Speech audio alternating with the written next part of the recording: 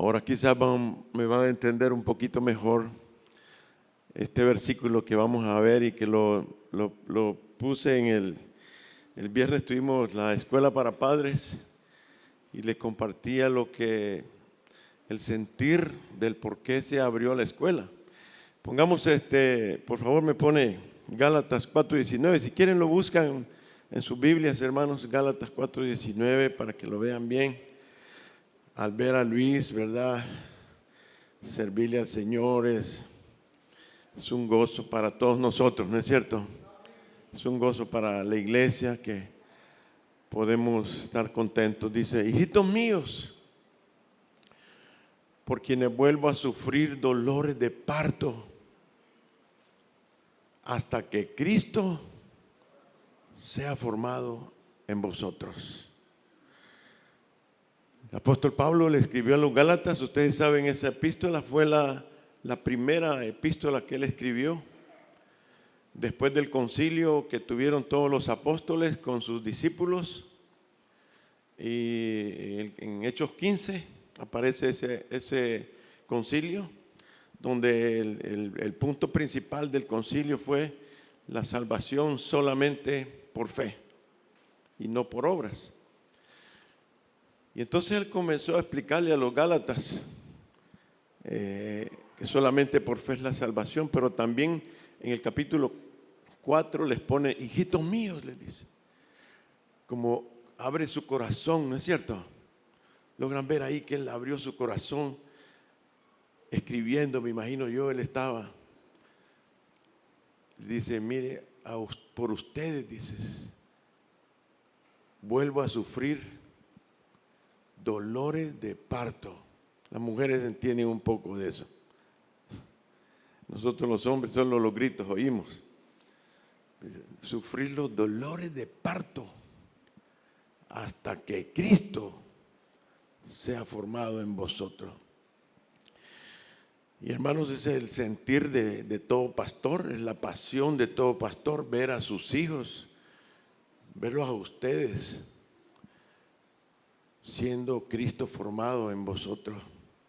Y la manifestación más grande que tiene Cristo en una vida es que se convierte en un misionero inmediatamente.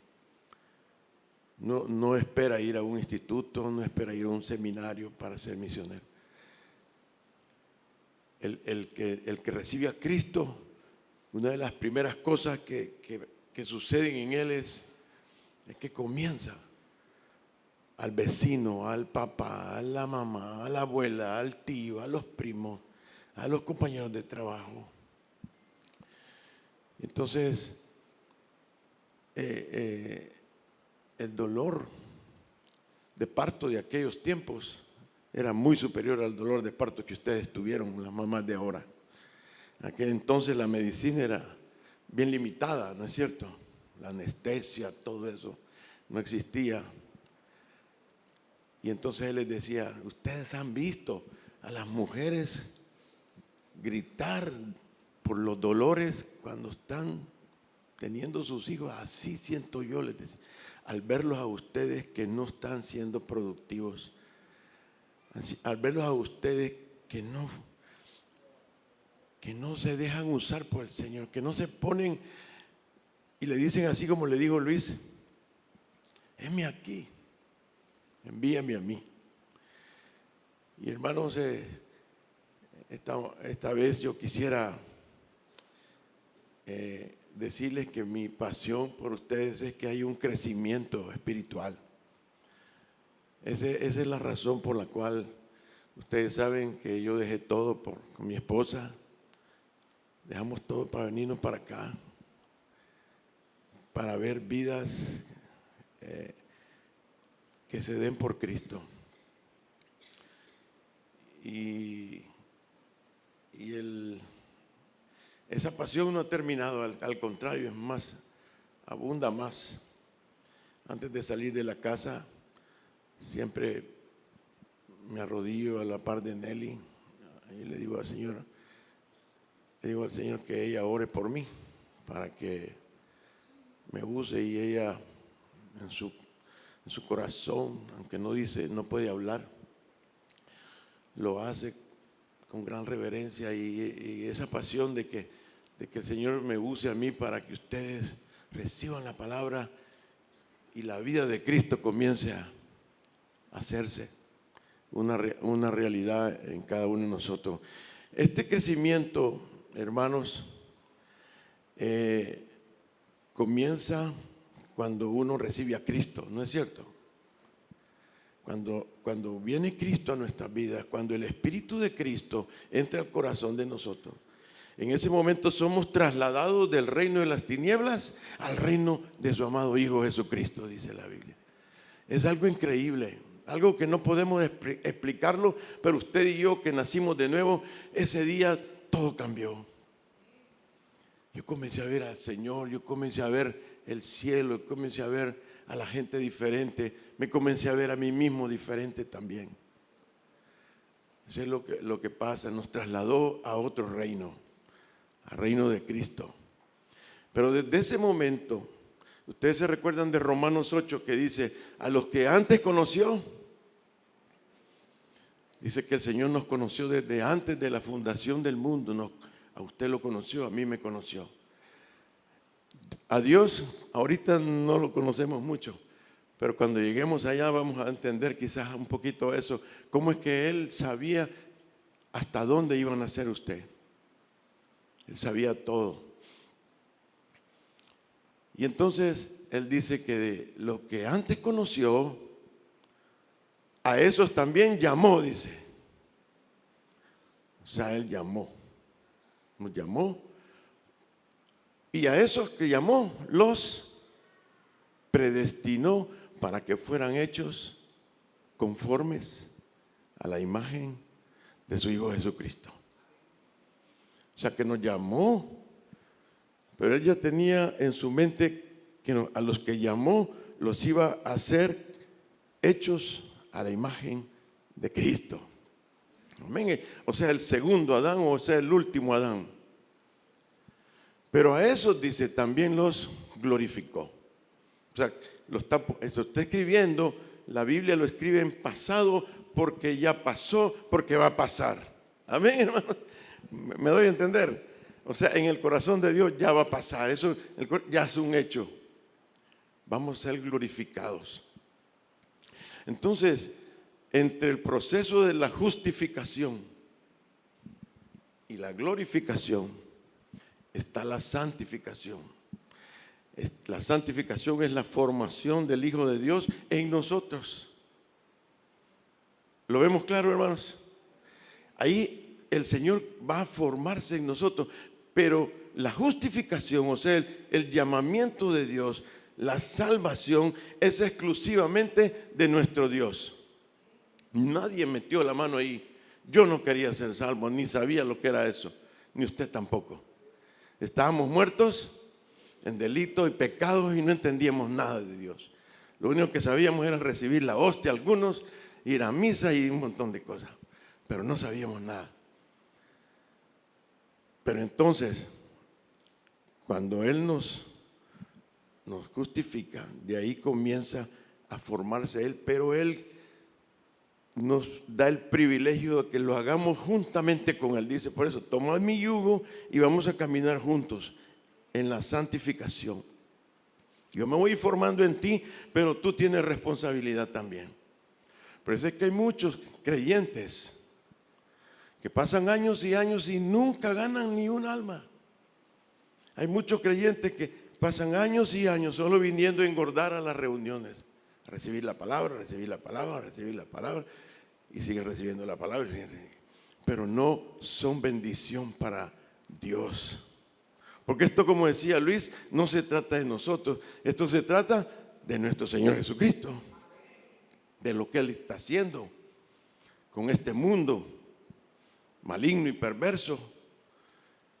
Y entonces,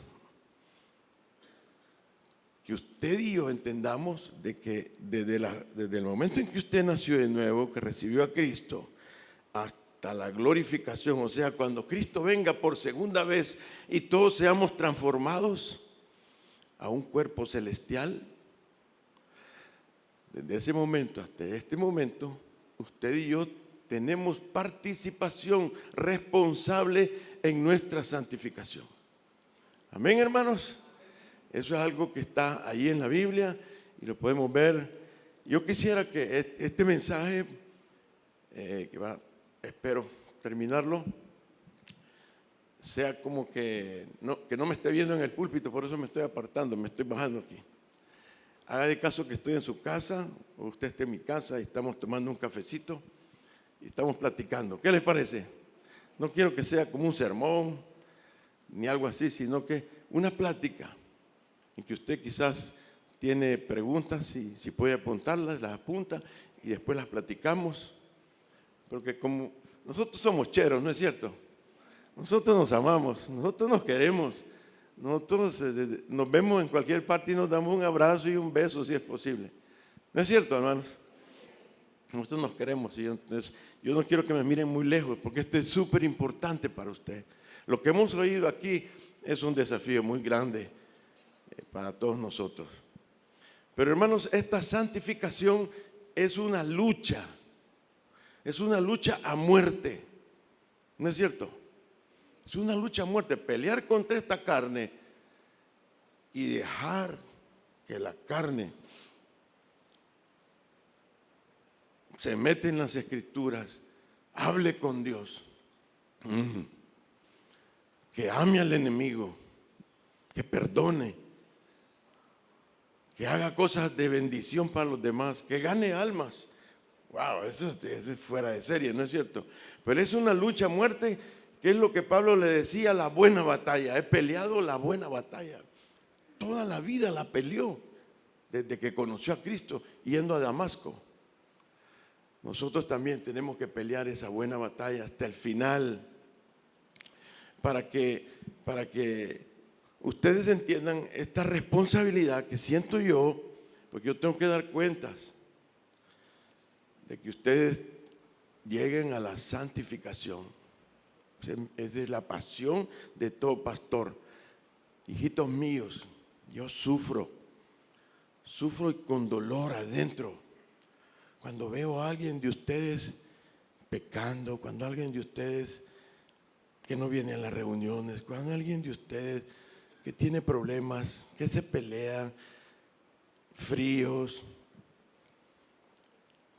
cuando veo que no traen a nadie a la iglesia, hay dolor. Hay dolor y yo sé que en ustedes también ha de ser igual, ¿no es cierto? Pero yo quiero decirles que quiero ayudarles con toda mi vida, juntamente con Nelly, aunque sea así como está.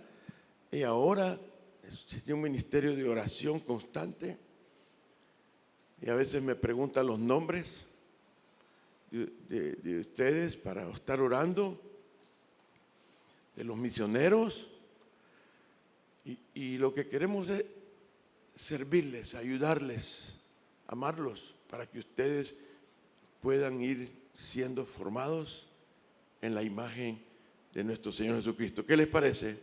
Amén, hermanos. Pues porque ustedes son mi familia, hermanos. Ustedes son nuestra familia. Dios me plantó aquí. Ustedes saben que yo comencé con Nelly en la Unión, fundamos la primera iglesia, Oasis, que salió de San Salvador. Después San Miguel. Por un tiempo creímos nosotros que íbamos a vivir en Oriente. Y en eso el Señor nos trajo aquí. De una manera soberana y milagrosa. Y años después nos trasladamos para acá, casi 10 años después. Pero ustedes son nuestra familia y como familia nosotros entendemos que ustedes son el pueblo de Dios. ¿Cuántos creen eso, hermano? Yo así lo veo a ustedes. Los respeto. Los respeto de tal manera que yo les he dicho, yo pudiera venir en camisa, manga corta, en chancletas, sin corbata. Pero yo me he visto bien, compro lo mejor, porque lo respeto.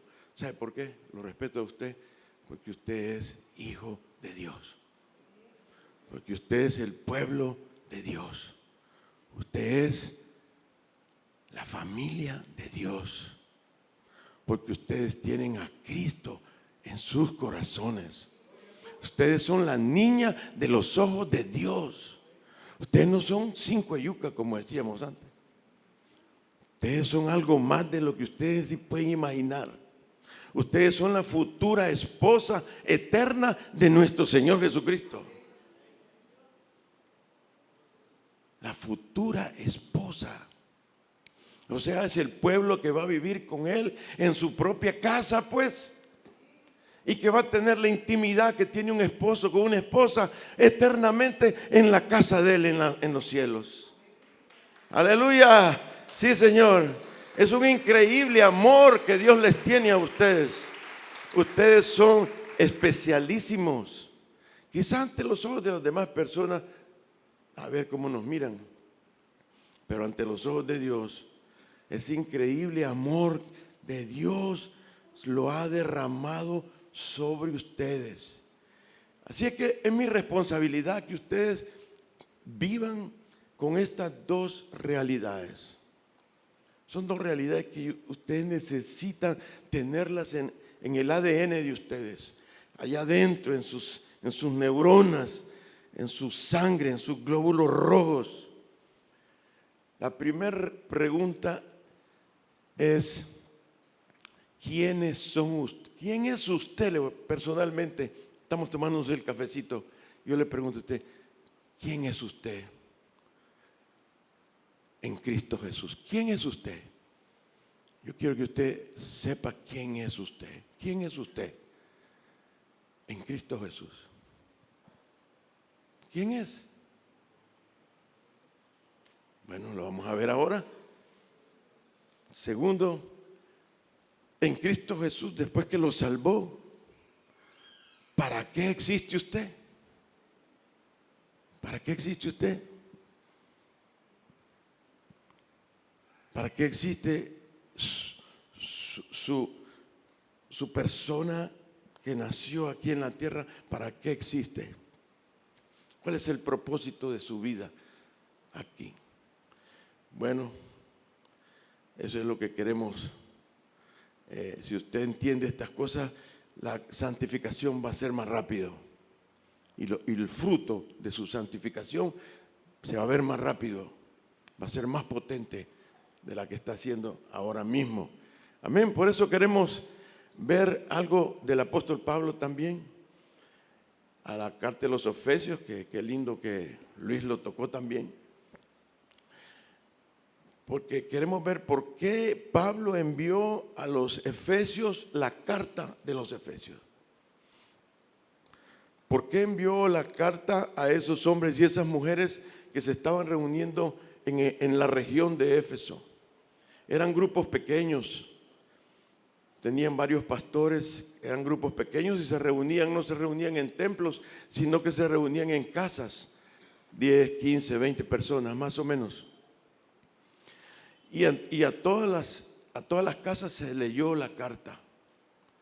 Vamos a hacer de caso que estamos en una reunión de ellos y la carta tiene 4 grandes mensajes ahí que tenemos que saberlas y él se las mandó.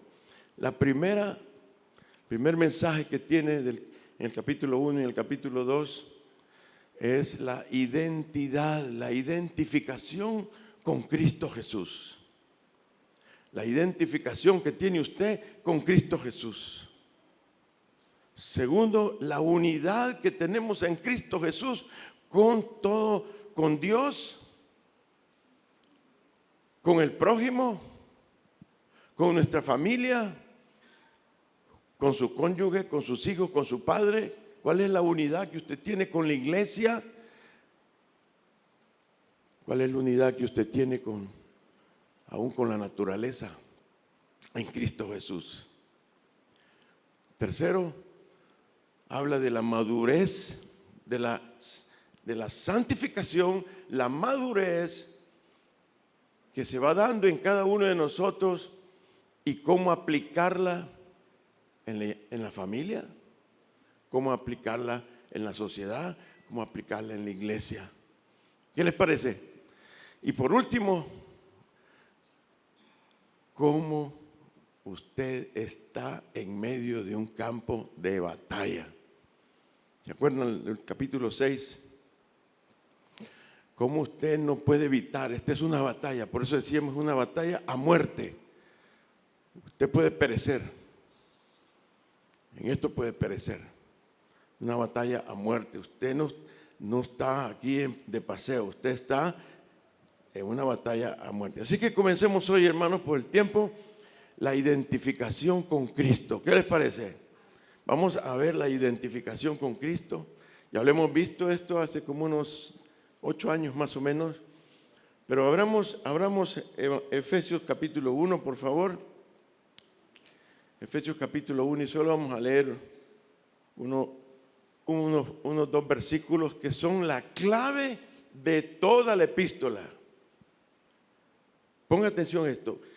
Estos 2 versículos es la clave, lo más importante, es el centro de toda la epístola. Capítulo 1, versículos 9 y 10. Lo leemos, hermanos. Capítulo 1, versículos 9 y 10 dice: dándonos a conocer el misterio de su voluntad, según su beneplácito, el cual se había propuesto en sí mismo, de reunir, ¿cuántas cosas, hermanos? Todas las cosas. ¿En quién, hermanos? En Cristo. En la dispensación, o sea, la dispensación es como el derramamiento del cumplimiento de los tiempos. Las cosas que están en los cielos como las que están en la tierra. Este es el pasaje clave, hermanos. Este es el pasaje clave que dice que el apóstol Pablo les decía a los efesios, ellos estaban ahí en esa ciudad. Los efesios, ustedes saben, vivían en una región de las más corruptas que ha habido en toda la humanidad. Era una corrupción increíble, era una corrupción religiosa. Ellos tenían un montón de dioses, había idolatría, era la diosa Diana de los efesios.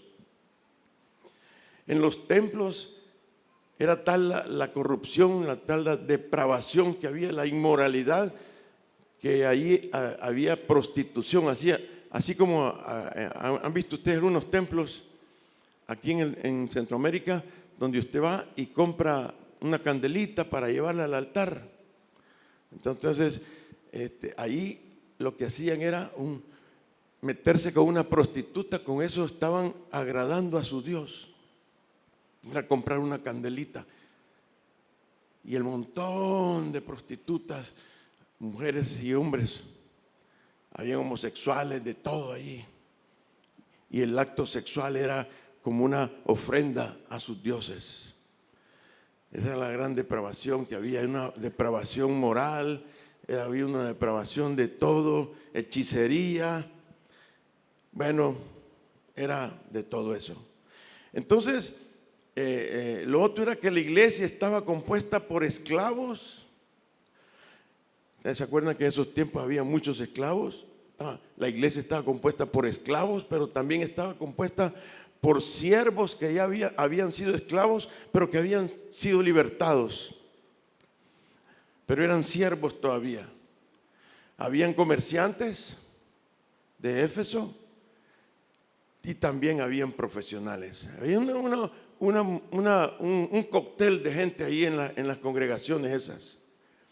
Y entonces este pasaje les dice que el misterio de Dios, de su voluntad, un misterio es que estaba escondido, pero que lo dejó ver ahora, dice Pablo. A ustedes se los deja ver, Pablo dice, a ustedes los efesios se los deja ver. Ese misterio nos lo deja ver. ¿Cuál era el misterio de la voluntad de Dios? De reunir todas las cosas que están en el cielo y las que están en la tierra, todas las iba a amalgamar, todas las iba a juntar en la persona de nuestro Señor Jesucristo. Ese era el punto clave de todo esto. Por eso se llama el Evangelio de nuestro Señor Jesucristo. Los que están en el cielo, imagínense, todo lo que está en el cielo, los ángeles, todo eso, y todo lo que está en la tierra, el propósito de Dios es juntarlo en Cristo. ¿Cómo se siente usted? ¿Cómo se sentirían los efesios cuando oyeron eso? Cuando les leyeron la carta, dijeron que Él iba a juntar a esas personas con Dios por medio de Cristo. Por eso Él dijo: yo soy el camino, dijo, y la verdad y la vida, y nadie, pero nadie puede venir a mí si no puede ir al Padre si no es por mí. Entonces, juntarlos, no sé cómo siente usted que tiene, pero es reunir todas las cosas en Cristo, o sea, volverlas a unir, porque fue como un bombazo cuando fue el pecado allá en Adán y Eva, un bombazo que quebró todo, todo se quebró, todo se desarticuló, todo se separó, el pecado todo lo separa. Y lo que pasó allá con Adán y Eva, ¡pum!, fue un bombazo, el Big Bang, que separó todo. Pero ahora en Cristo, todo lo que está separado, lo va a juntar en Él. Por eso Él dijo: yo he venido a buscar y a salvar lo que se había perdido. ¿Logra verlo? ¿Logra verlo, hermano? ¿Logra verlo? Bueno, cualquiera que no esté unido a Cristo no será salvado de la ira venidera. El que no está unido a Cristo como ser humano no va a poder ser salvado de la ira venidera ni de los juicios eternos. Esto nos habla que su plan se basa en la relación de amor. Unir es relacionarnos, ¿no es cierto? Nosotros nos relacionamos, gracias al Señor, por Jesucristo. Estamos aquí, hermano. Aquí no estamos porque somos la iglesia Oasis. Aquí no estamos porque el hermano Carlito Ramírez es uno de los pastores y tienen cuello con él. No, aquí estamos porque Cristo nos ha unido en una iglesia que se llama Oasis, amén. Pero es por Cristo. Cristo es el que nos une, Cristo es el que nos hace que nos amemos. Cristo hace que amemos, el hombre ame a Dios, que el hombre ame a su prójimo, que el esposo a la esposa a su esposo, que amemos a los enemigos. Todo lo que estaba desunido en Cristo se reúne nuevamente. Se reúne, se vuelve a unir. ¿Qué les parece, hermano? Eso es lo que le está tratando de decir el apóstol Pablo a los efesios y también a los santanecos. ¿Qué les parece, hermano? También a usted. A usted le está tratando de dar esta. Entonces, lo primero que vemos en el versículo 1 al 3 dice: Pablo, apóstol de Jesucristo, por la voluntad de Dios, a los santos y fieles en Cristo Jesús que están en Éfeso. Póngase a pensar, ahí estaban esos esclavos, estaban los siervos libres, estaban los comerciantes, estaban los profesionales. Y comienzan a oír: santos, fieles, han recibido la gracia y la paz de Dios nuestro Padre y del Señor Jesucristo. Bendito sea el Dios y Padre de nuestro Señor Jesucristo, que nos bendijo. Wow, decían ellos, Dios nos está bendiciendo con toda bendición espiritual en los lugares celestiales. ¿Pero a dónde, hermanos?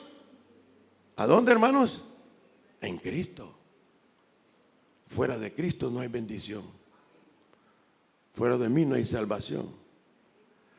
Imagínense estos hombres y estas mujeres que habían vivido en ese mundo, en esa región, ese mundo de pecado, de depravación. Solo Dios sabe lo que habían sufrido los esclavos, que los abusaban sexualmente desde niños. Bueno, tanta cosa, las esclavas, usadas como animales. Pero hermanos, nosotros no estamos tan lejos de eso, ¿no es cierto? Por eso esta epístola es una gran bendición para nosotros, hermanos. El mensaje de nuestro Señor. ¿Cuántos de nosotros venimos de ser avasallados, ¿Cuántos de nosotros todavía tenemos rostros enojados porque nos duele lo que nos hicieron? Ellos así estaban, pero comienzan a oír que Dios nos bendijo en Cristo, hermanos. Los saluda como uno que se le ha dado la autoridad de Jesucristo y decirles la verdad. Yo no soy apóstol, pero les estoy leyendo lo que un apóstol escribió en nombre de Cristo. Que dice, ustedes son bendecidos. Lo digo yo que soy enviado, decía, apóstol de Jesucristo. Y los trata como separados de Dios a ellos. Dice, ustedes ya son separados de Dios para Él. Han sido salvados de la ira venidera. Los he bendecido con eso. Son santos. Han sido rescatados de una generación tan malvada como los efesios. Y les recuerda que ellos han recibido por gracia la paz con Dios. ¿Cuántos han recibido la paz con Dios? Por pura gracia. Nada de eso merecemos nosotros. Es la gracia de Dios que nos hizo juntarnos por medio de Cristo con Dios. Nos unió, nos reunió con Dios. Ya no somos enemigos de Dios, hermanos. Somos hijos de Dios. Somos sus hijos cercanos. Pablo les quiere dejar claro que son ya benditos, no porque se lo merecen, sino porque están unidos a Cristo. Todo el que está unido a Cristo será bendecido. Ya me imagino cómo han de haber estado esos efesios diciendo, Señor, tú nos amas tanto. Pero miren lo que dice en el versículo 4 y 6. 4 al 6. Según nos escogió. ¿En quién nos escogió, hermanos? En Cristo, porque ese es el punto. Según nos escogió en Él antes de la fundación del mundo, para que fuésemos santos y sin mancha delante de Él, en amor, habiéndonos predestinado para ser adoptados hijos suyos por medio de Jesucristo, según el puro afecto de su voluntad. Y entonces, ¿para qué fue su afecto de hacer todo esto? Según su voluntad, para que nosotros seamos alabanza de la gloria de su gracia, con la cual nos hizo aceptos en el amado. Porque solo por medio de Cristo alguien puede ser aceptado por Dios. Amén, por la obra que Él hizo, que ya ustedes ya se la pueden, hasta lo cantamos, todo lo que hizo en la cruz del Calvario, la sangre. Pero hermanos, lo segundo que le está diciendo el Señor a ellos es que nos adoptó, hermanos. Decía a los efesios, ustedes fueron adoptados como hijos de Dios. Yo me imagino que eso, porque ellos, acuérdense que ellos tenían una influencia bien fuerte de los griegos. La Grecia estaba dominando en ese momento. Y la filosofía griega de esos tiempos, ustedes que han viajado a la Europa, me imagino que la mayoría han ido por allá, ¿verdad? Aunque se den fotos, hoy en YouTube se puede ir a cualquier parte. Y allá están todas las estatuas así, hombres desnudos, chulones, mujeres muy chulonas, pero la cosa era ver el cuerpo de cada uno de nosotros que sea perfecto. Por ejemplo, nosotros los barrigones allá nos mandarían a matar, hermano. Un par de bombas de Siria nos mandarían. Allá todas las mujeres tenían que ser así.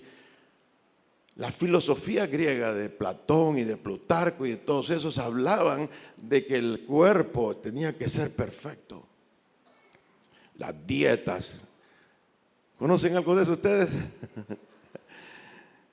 Y entonces, los niños que nacían defectuosos, los niños que nacían con deformidades, había un monte, aquí apunté el nombre, que está en historia, había un monte que se llamaba Tegatus. al sur de la gran ciudad metrópoli. Era una gran ciudad metrópoli de Éfeso, que es un puerto. Al sur está un monte, no muy alto, donde podían subir los papás y las mamás a ir a dejar a los niños defectuosos para que se murieran arriba del monte. Porque ellos creían que cuando tenían un hijo así era una maldición para ellos. Era una maldición y tenían que irlo a dejar. Y no era un beneplácito de sus dioses que ellos tuvieran esos hijos. Que si ellos los mantenían, más maldición les iba a venir. Era un amuleto de maldición. Esa era la filosofía griega. Entonces en ese monte, ahí hubiera estado yo, hermano. Ahí me hubieran ido a tirar si hubiera nacido en ese entonces. A ver cuántos de ustedes también. Solo los vestidos son los que nos cubren nuestros defectos, ¿no es cierto? Pero entonces ellos comenzaron a oír eso. Vosotros sois adoptados por Dios como hijos de Dios por medio de Jesucristo. Y ellos quizás, muchos de ellos quizás habían estado en ese monte porque sabe cómo era la única manera de salir de ese monte y que esos niños no murieran. Era que alguien necesitara un esclavo. Y si, aunque sea un esclavo deforme, aunque sea un esclavo con defecto físico, no me importa, yo necesito un esclavo. Y entonces iba a buscar en medio de los niños el que menos defecto tenía, se lo llevaban, pero para que fuera esclavo y sirviera a ellos toda la vida hasta que morían. Estos hombres, cuando comenzaron a oír que Cristo figurativamente ha subido al monte de donde nosotros estábamos, todos deformes. La gente no nos soporta a veces. Nuestro mal carácter es tan deformado, nuestra manera de ser es tan terrible que le metemos espinas a medio mundo que se nos acerca. Pero el Señor se armó de valor y subió a ese monte donde usted y yo estábamos. Y nos escogió y dijo, no me importa quién es, ni los defectos que tiene. Y nos sacó, pero no para ser esclavos, sino para ser hijos de Dios. Hijos de Dios. No para ser esclavos del pecado, no para ser esclavos de nadie que nos domine para no glorificar a Dios, sino que nos sacó y nos dio libertad para que pudiéramos estar delante de nuestro Padre, dándole gloria y obedeciéndole, cantándole y haciéndole caso en todas las cosas que Él nos dice. Oh, qué tremendo. Ellos lloraban como yo lloro, porque a saber cuántos de ellos estaban ahí y lo llegaron a rescatar y eran esclavos o quizás ya habían sido libertados, pero ellos seguían siendo siervos. Solo Dios sabe cuántos. Al revelarse estas cosas lloramos y le damos gracias al Señor que nos ha adoptado como hijos. Somos sus hijos y Él es nuestro Padre. Y eso está en la Escritura. Por donde quiera que usted mira la Escritura esa que dice, ellos serán mi pueblo y yo seré su Dios, dice a cada rato. Ellos serán mis hijos y yo seré su padre. Qué tremendo, hermanos. El Señor nos ayude a entender que aún por tener su espíritu en el corazón, nosotros tenemos su mismo ADN. No solamente somos hijos así nombrados por papeles, sino que somos adoptados, hijos, y nos ha puesto su ADN, su Espíritu Santo, para que nosotros hagamos las cosas que Él hizo. Y la primera cosa que Él hizo fue decirle a todos los cielos: heme aquí. Está en Hebreos. ¿Quieren que lo veamos, hermanos? Vamos a Hebreos, capítulo 10. Fue lo primero que Él hizo, hermanos. Ahí nomasito, váyase a Hebreos.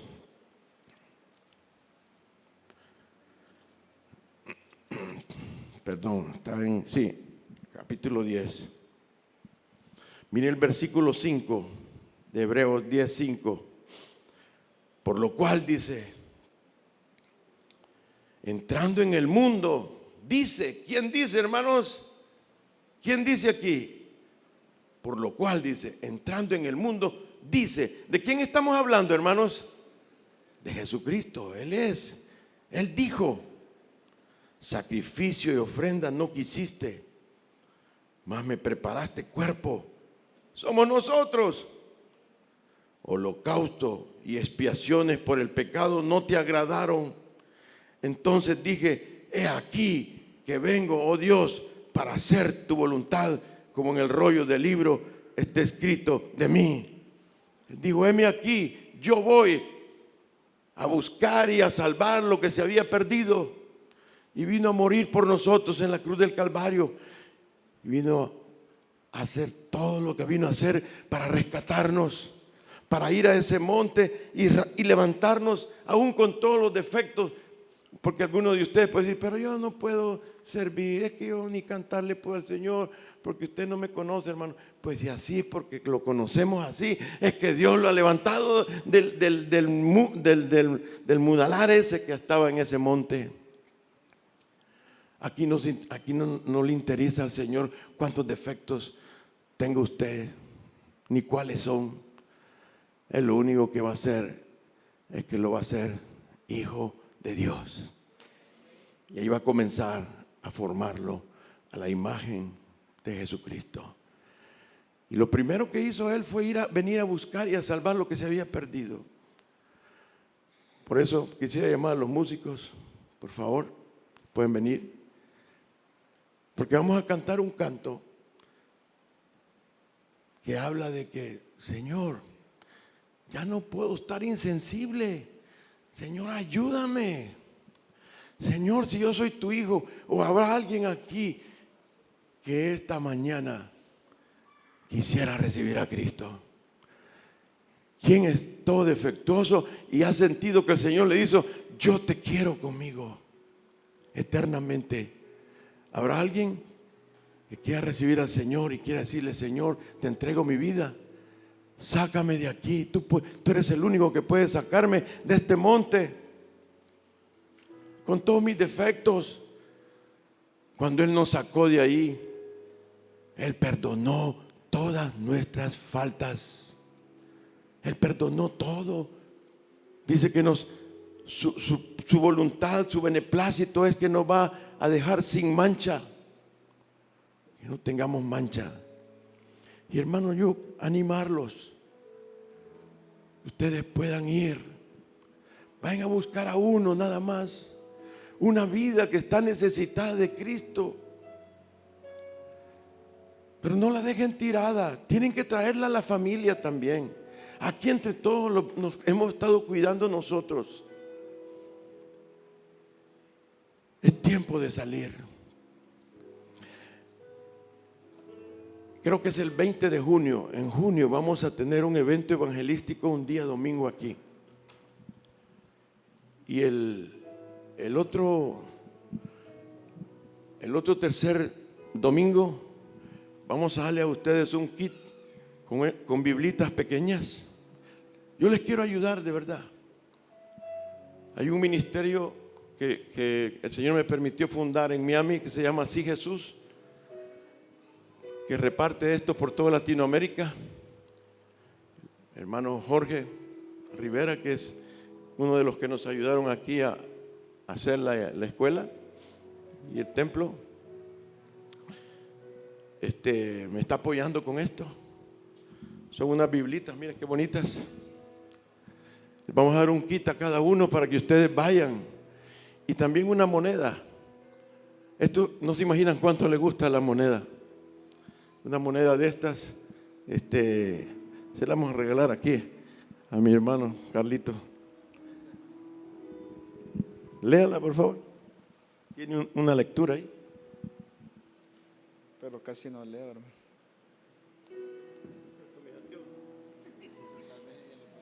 Ay, cielo.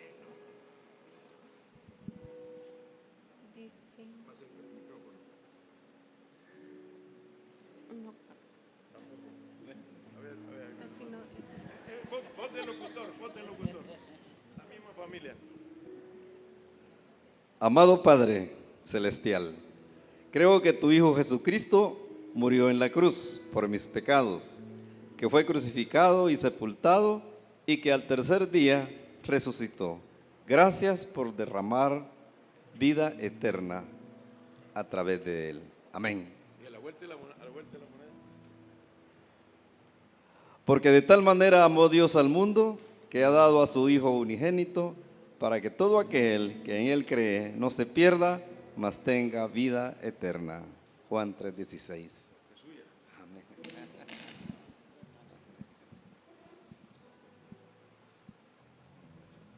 Miren qué lindo. Eso lo va a tener usted en su kit que le vamos a dar. Pero comience a orar. Como decía Luis, ¿a dónde ir? ¿Con quién ir? Hay muchas vidas que en este momento lo están esperando a usted. Están heridos, no saben qué hacer.